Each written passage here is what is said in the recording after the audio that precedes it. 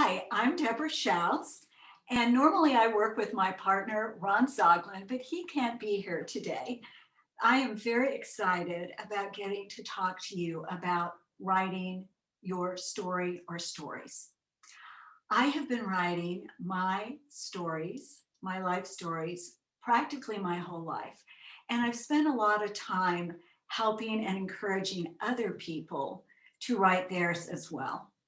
It's important to me because I have learned so much about myself, about my family, about my life from writing. And I believe that every person has an amazing story to tell, whether you've lived a quiet life or a big, loud, noisy life. And that it's important to write down your stories, to share first with yourself and then with other people if you want to. Now, some people have this thought when they hear write a story. First thought, I'm not creative. Second thought, I can't write. Those are not true. You are inherently creative. And if you want to, you can write. So I'm here to encourage you, to give you a few tips so it can be a fun and interesting experience. Ron and I have developed a program, we call it the Hero Project. And we call it that because we believe every person is the hero of their own lives and that their lives are interesting and important, and it's worthwhile to document parts of those. So when you think about writing a life story or your life story, depending on how ambitious you are, here are some of the, excuse me, the benefits that you can get from that. First of all, it's a chance to appreciate yourself when you start thinking about the things you've accomplished, the people you've known, your experiences. It makes you appreciative of all you've been to. It makes you focus on your various qualities. Maybe you're incredibly resilient, strong, you have a great sense of humor. So it allows you to look at those. It also gives you a feeling of control. There's so much in our lives we can't control, but we can document it and write it down. And that, for me, gives me a deep sense of here's what's happening. And later, I can read it for myself and gain a lot of insights. Writing is also a good way to connect and share with other people if you want to. And some people want to write just for themselves. And that's another good question to ask yourself. Why do you want to write? Maybe family members have been encouraging you, or maybe there's something inside you that wants that contemplative, introspective time to really think about your life, to think about your past, your present, and your future, and make some notes about that. So this can be a small project or a big project. The important thing for me is to not put stress on yourself, to have this be something that you look forward to and that you really enjoy doing. So I'm going to first start with some brainstorming activities that can get you started in writing. And then I'll give you some easy tips about just getting the actual physical writing process going. So brainstorming, like what do you want to write about? When you think about my life, it's huge, right? So there's a couple different ways you can get yourself started. And these are things you can do by yourself or you can do them with somebody else. Both ways are fun. So sometimes people enjoy making a timeline of their life, and you can do this by decades. You can do it by seasons of life. Some people do elementary school, high school, college, work. Some people do age 10, to, 1 to 10, 10 to 20, however you want to do that. You can write it, and it's something you can also draw and make little pictures on for fun. So that's one thing you can do. You can make a timeline, and on that, you can put situations that stand out for you.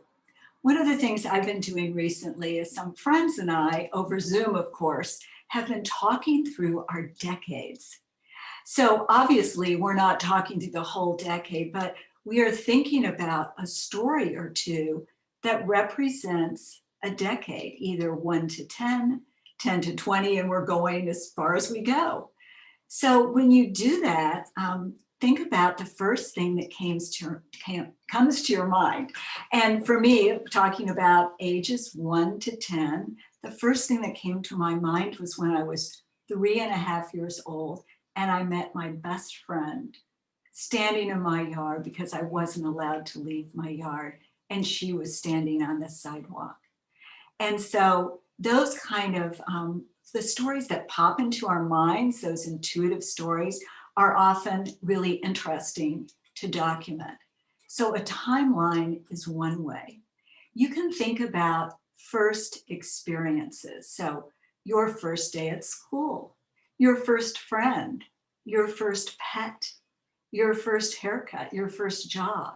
We all have a lot of those. So that's something fun to brainstorm and just see what comes from that, if that sparks your interest.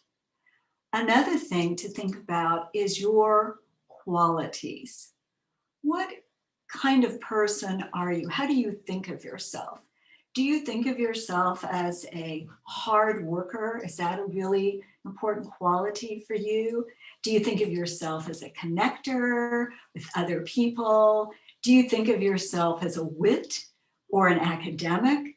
So to think of those qualities and think of life stories that illustrate those.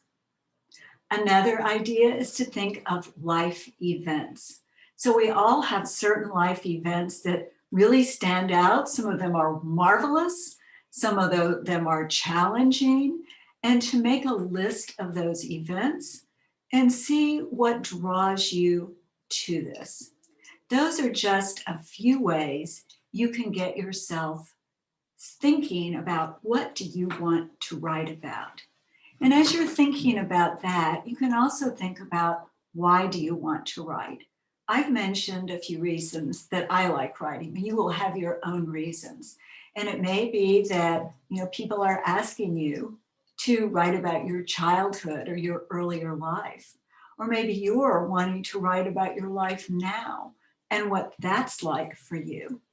So there's all kinds of reasons to want to write.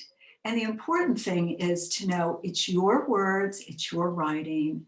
Sometimes it's just for you. It's just for you, and you don't have to share if you don't want to, and you can share if you want to. And often I found when I share some of my most vulnerable writing, I have had wonderful connections with other people because I am opening myself up. And that is an invitation for other people to open themselves up. So that's something interesting to think about. Years ago, I went to a workshop led by a woman named Natalie Goldberg. And Natalie Goldberg is an expert at what she calls free writing. And this is the kind of writing I'm going to recommend you start out with because it's a wonderful way to start the creative process. Free writing means you sit down, you can be at your computer keyboard, you can be with a pen or paper, whatever is most comfortable for you. And you say to yourself, I am going to write for 10 minutes. And you set a timer. And your only goal is to write consistently for the 10 minutes or 5 minutes if you'd rather. And that means you do not care about spelling or punctuation. You are not judging what you are writing. You are not going, oh my gosh, this is terrible.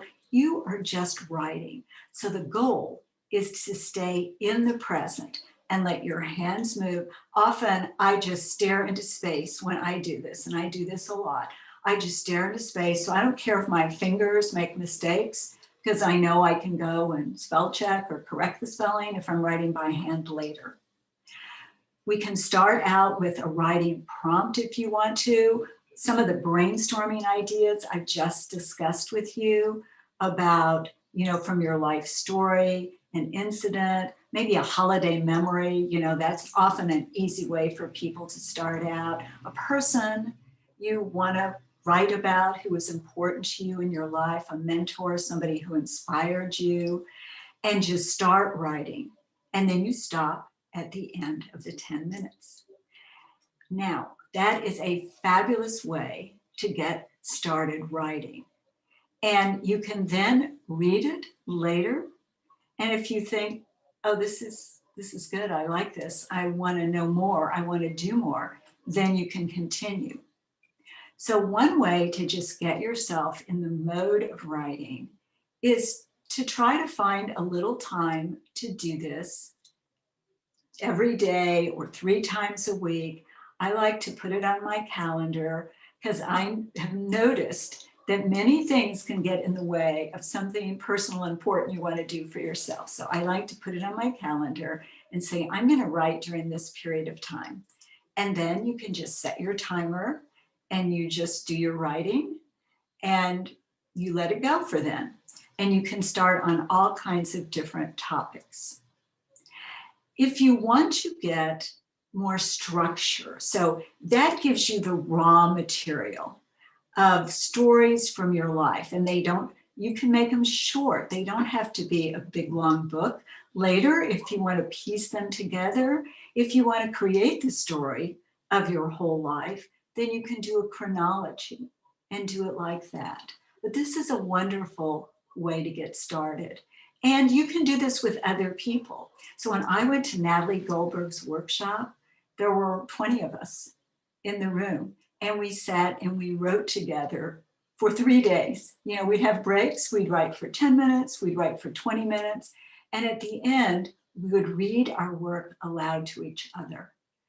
And what I learned in that time period was how wonderful it is to hear words that somebody has just written from their intuition.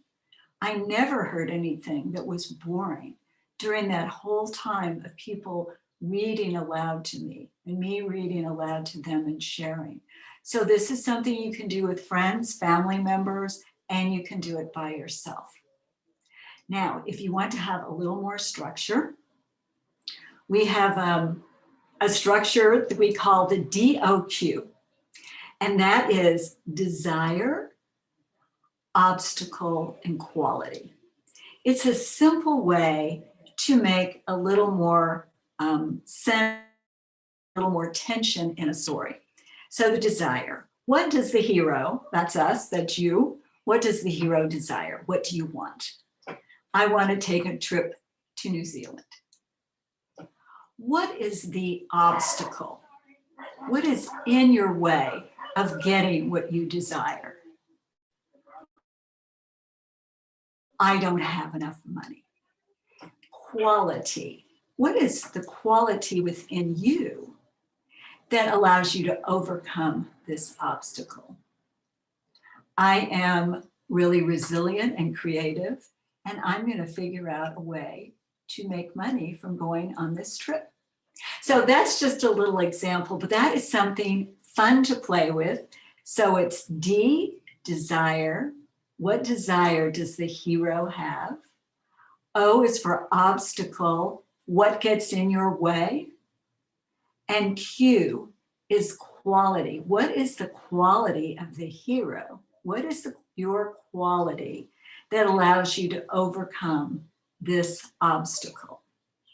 So that, and thinking about those qualities, I think, is a really interesting way to explore writing. So one of the things we did, Ron and I, we were helping his dad write his story. And his dad was always lucky. So we did a story with his dad called Lucky Frank, because no matter what obstacles got in Frank's way, his luck came through. And so it was really fun for all of us to see the different points in Frank's life where luck had come through. And you might even call that blessings too, because part of the luck was meeting his beloved wife, Molly, and having 2 great kids, and, you know, all the different blessings in life. It was a celebration of those. And that was a really fun, simple story to write. So again, these don't have to be elaborate stories, but they're important stories because they help you understand your life more. What can get in your way as you start this writing? There's lots of things for me that can get in my way. So time is one thing, even though it doesn't take that much time to write. There's kind of a resistance to it sometimes. There's doubt, like I can't do it, or I don't have anything interesting to say. That comes up. You've heard of writer's block, of course, and that's like where, you know, even cleaning your house or taking out the trash is more important than sitting down for your 10 or 15 minutes of writing. That's a kind of writer's block. So I'll tell you some of the things that I've done and some friends of mine have done to just encourage myself to write. So one friend gives herself $1 a writing session. She pays herself to write. So she sits down for an hour. You wouldn't have to spend that long. She sits down for an hour and she pays herself $1 an hour, and she puts an actual dollar in an envelope. And at the end of a week or a month, she takes that money and she buys something just for herself. So it's a reward. And there's many other ways to reward yourself. So you probably have things that you associate with comfort or that are a pleasure for you. Sometimes it's food, sometimes it's a walk, sometimes it's, you know, relaxing and reading a magazine. So whatever those things are, you can attach them to your writing time. And, you know, just say to yourself, okay, I'm going to write, and it feels hard for me right now to sit down and write, but afterwards I'm going to have a cup of tea and a piece of chocolate. So those are a few things you can do to get started and to write. And now I'm going to look at my notes to see what I've left out and what I still want to tell you about. All right, let's talk for a minute about if you want to share your writing with others. I often feel shy about sharing my writing, but I'm almost always happy I do. One thing you can do when you share your writing is to tell people what you want from them as a listener. So we all know it's much easier to critique than it is to write. So sometimes we want critique. You know, sometimes you're in the space to say, hey, I've written this and I'd like you to listen to it and see what could make it better. But sometimes you just want to share. This is your heart. You're putting a page. You just want to share your heart. And so you can say, I just want you to listen. And at the end, maybe tell me a couple things you appreciated about this.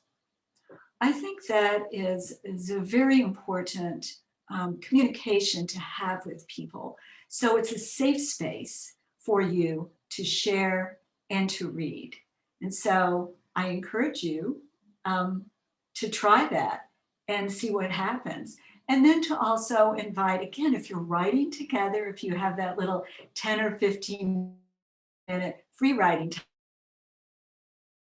together, then it's something you can do for each other.